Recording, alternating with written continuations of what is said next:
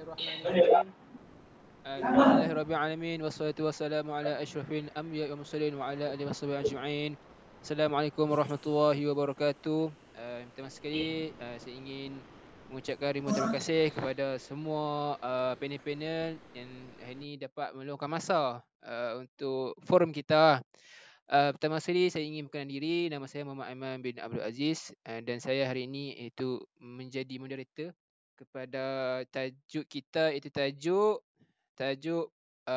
pemikiran kreatif, idea kreatif dalam menghadapi cabaran 2000 abad ke-21. Baik, pertama sekali saya ingin memperkenalkan diri, memperkenalkan ahli-ahli panel kita. Yang pertama, Dr. Afif. Beliau ada, boleh Dr. Afif kenalkan diri sikit? Okay, nama saya Muhammad Afif bin Salihuddin. Nombor metrik I23106674.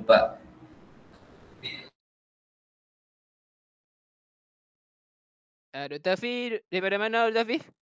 Boleh kenalkan daripada you mana? Ambil jurusan apa ke? Saya masih lagi study dekat ISA. Saya duduk, saya tinggal dekat Kedah. Ya.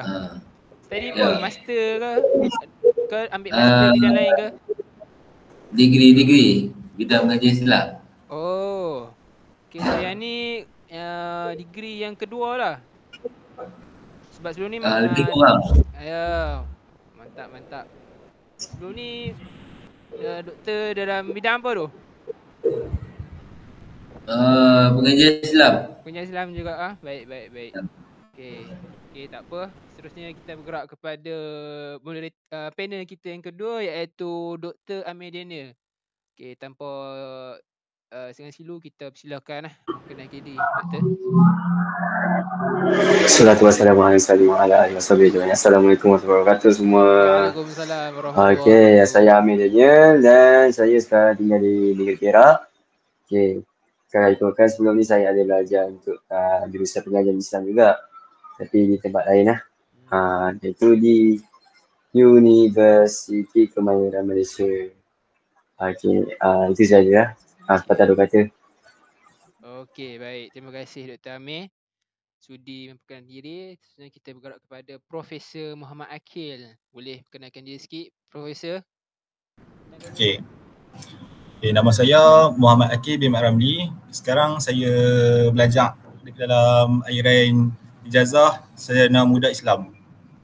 Okey, setakat itu sahaja daripada saya. Oh, baik.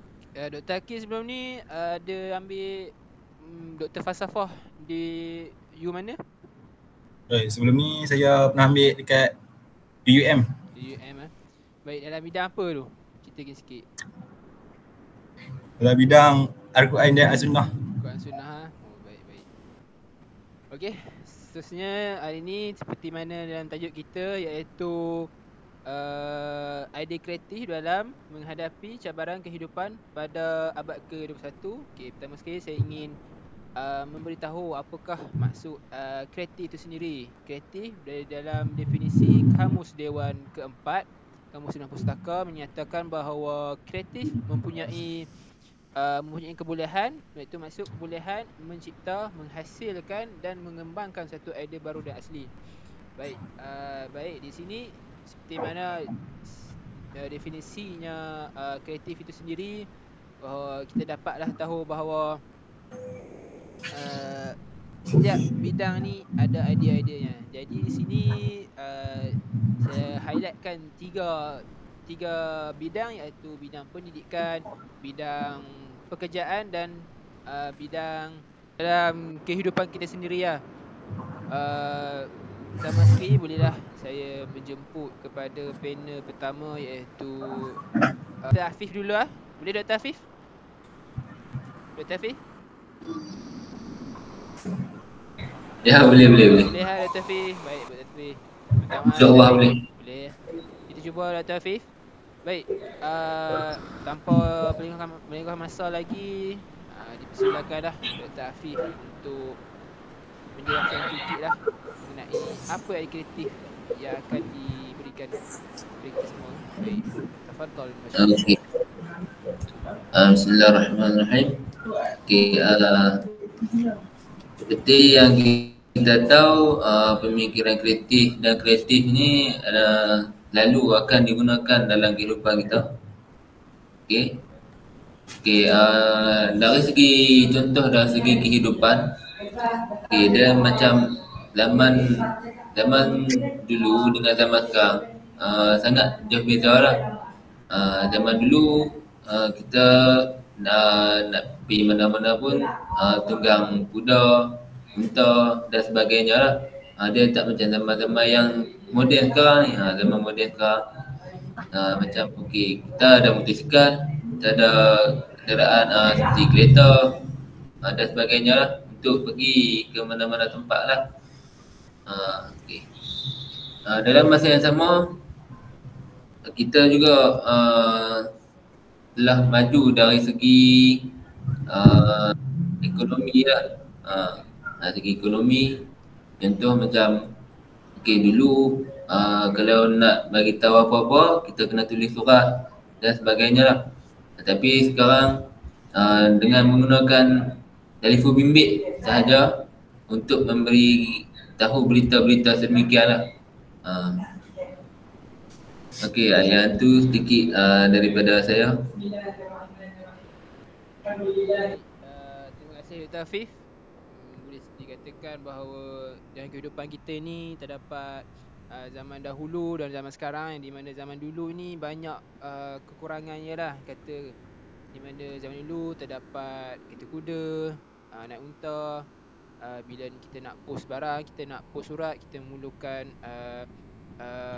sistem di mana kita perlu mengurus parti ke kan. Jadi di masa sekarang ni kita dapat lihatlah bahawa idea kreatif ni di mana hasil ilmu seperti definisi yang saya kata tadi mendapat menghasilkan satu benda yang baru kan dalam kehidupan kan. Jadi masa sekini kan terdapat banyak kereta. Sekarang ni ada kereta hybrid kan. Macam-macam benda sekarang ni kan. Jadi itulah yang boleh saya rumuskan sedikit lah ya, apa yang Dr. Afif katakan lah. Baik, seterusnya boleh kita gerak kepada panel kedua. Boleh? Boleh. Prof Hakil lah, boleh Prof Hakil? Boleh insya-Allah. Baik, seterusnya tanpa melengahkan masa kita silakan Prof Muhammad Hakil. Tafadhal. Okey. Cara berkesan untuk meningkatkan produktiviti pekerja pada abad pada abad ke-21. Okey. Contoh yang pertama iaitu kita perlu memupuk persekitaran yang selamat di mana pengambilan risiko diberi ganjaran kepada pekerja. Maksudnya di sini menggalakkan percubaan. Maksudnya memberi peluang kepada pekerja untuk mencuba pendekatan baru tanpa rasa takut akan kegagalan dan kesan negatif. Okey, contoh yang kedua iaitu menawarkan insentif kepada pekerja, iaitu memberi ganjaran kepada pekerja yang mengambil risiko dan menghasilkan penyelesaian inovatif bagi menyumbang kepada kejayaan organisasi. Okey. Contoh yang ketiga iaitu mengiktiraf dan meraihkan kejayaan kepada pekerja. Maksudnya di sini orang sebagai orang atas ataupun pemimpin perlu meraihkan kejayaan berhasil daripada pengambilan risiko oleh pekerja kerana ia boleh membantu keyakinan dan menggalakkan lagi pengambilan risiko kepada pekerja. Okey. Contoh yang kelima iaitu menyediakan sumber dan sokongan, iaitu menawarkan pekerja sumber seperti latihan, bimbingan, membantu pekerja dengan pelbagai program bimbingan supaya dapat membantu pekerja lebih berkeyakinan dan bersedia menghadapi segala cabaran pada abad ke-21. Sekian, terima kasih daripada saya. Baik, terima kasih Prof Muhammad Hakil. kerana memberi penjelasan mengenai idea kreatif di dalam pekerjaan.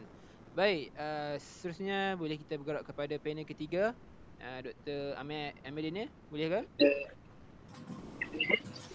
Okey, boleh. Baik, silakan Dr. Amir.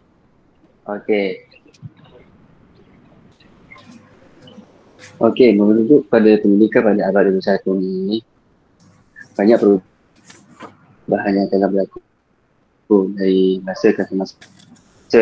Okey, dari akademik seperti macam dari segi pemikiran, komunikasi, teknologi dan juga sebagainya lah.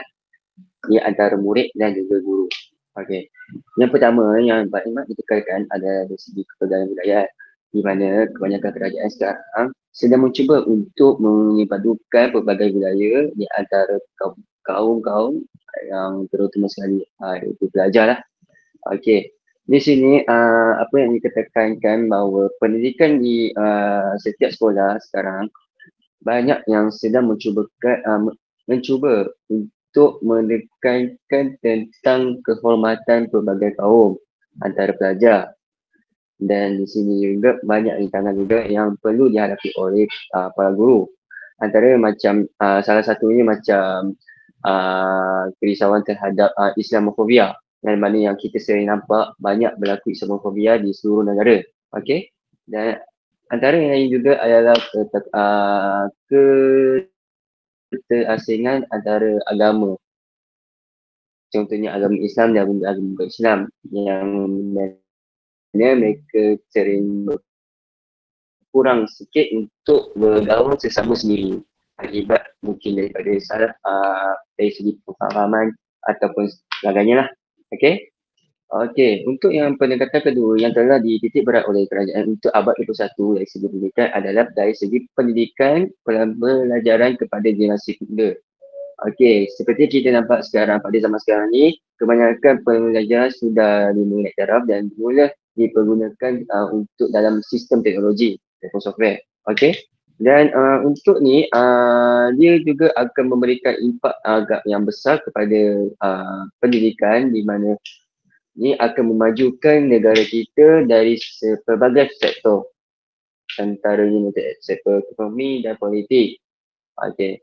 Dan ini juga berteras juga dengan wawasan kita untuk kerajaan ini, iaitu wawasan yang bertingkat pada teknologi untuk kemajuan sains. Okey. Dan tapi malangnya dalam perubahan pembelajaran ini terdapat juga impak negatif, di mana para guru tidak dapat tangkap untuk teknologi baru ni, mereka perlu berusaha lagi untuk meningkatkan lagi keberanian mereka untuk dalam bidang teknologi. Sekiranya tidak, ia akan menjejaskan pembelajaran terhadap pelajar-pelajar. Okey. Dan macam seperti antaranya macam dari segi komunikasi atas talian, lepas tu dari segi pembelajaran secara teknologi yang suka ataupun macam orang kata dia kurang efisien. Okey. Jadi setiap yang kerajaan buat ini memberikan satu impak yang positif lah kepada kita kerana telah berubah kepada alam teknologi. Okey, rasanya itu je bagi saya untuk dalam pemikiran kreatif terhadap pendidikan lah. Baik. Terima kasih kepada panel kita tiga, iaitu Dr. Ameldina. Okey. Minta maaf semua bahawa masa kita sudah tamat mengikutkan kita 15 minit saja untuk forum kita ini. Jadi boleh saya rumuskan bahawa di dalam ini terdapat 3 komponen idea kreatif cabaran 2021 abad 21, di mana dalam bidang pekerjaan, kehidupan dan pendidikan. Bidang dia pendidikan ni, di mana pendidikan kerajaan ni perlu memberi peranan. Ada tiga benda yang diterangkan oleh Dr. Aki, iaitu menyentuh padukan budaya, kedua kesaingan antara agama, dan ketiga itu pendidikan kepada generasi muda, di mana perlu menaik taraf lagi lah. Dan yang kedua iaitu mengenai pekerjaan, iaitu Prof. Aki menyatakan bahawa terdapat 5 iaitu memberi peluang pekerjaan, menawar insentif kepada pekerja, meraihkan pekerja kalau dia buat satu benda yang baik pada syarikat itu dan seterusnya menawar sumber pekerjaan. Dan yang terakhir iaitu dalam kehidupan, di mana seperti mana saya katakan tadi, Dr. Hafiz mengatakan bahawa zaman dulu itu tidak banyak benda yang kreatif seperti zaman sekarang lah. Jadi tanpa kita melengahkan masa lagi, saya ingin mengundurkan diri. Saya minta maaf kepada ahli panel jika tersalah silap. Baik, kita tutup majlis kita dan tasbih kifarah dan surah Ta'as.